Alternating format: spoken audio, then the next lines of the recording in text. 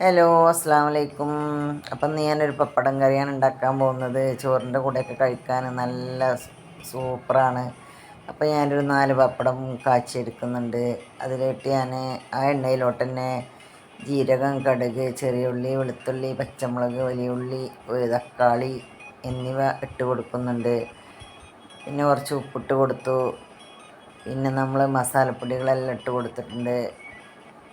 മഞ്ഞൾ, മുളകും പൊടി, മല്ലി, കുറച്ച് മല്ലി ഇട്ട് കൊടുത്താൽ മതി കേട്ടോ. എന്നിട്ട് ഞാൻ പുളി ഒഴിച്ച് കൊടുക്കുന്നുണ്ട്. എന്നിട്ട് നല്ലോണം മൂടി വെച്ച് തിളപ്പിച്ചെടുക്കുക. നല്ലോണം തിളച്ച് കുറുകിയതിന് ശേഷം നമ്മൾ ആ പപ്പടം പൊടിച്ച് അതിലോട്ട് ഇട്ട് കൊടുക്കുക. ഇത്രയേ ഉള്ളൂ. ഈ കറിയും കൂട്ടി ഭക്ഷണം കഴിച്ചാലുണ്ടല്ലോ, ചോറൊക്കെ കഴിച്ചാൽ അടിപൊളി സൂപ്പറാണ്. അപ്പം എല്ലാവരും ഒന്ന് ഉണ്ടാക്കി നോക്കുക. എങ്ങനെ ഉണ്ടെന്ന് അറിയാലോ. പെട്ടെന്ന് ഉണ്ടാക്കും ചെയ്യാം.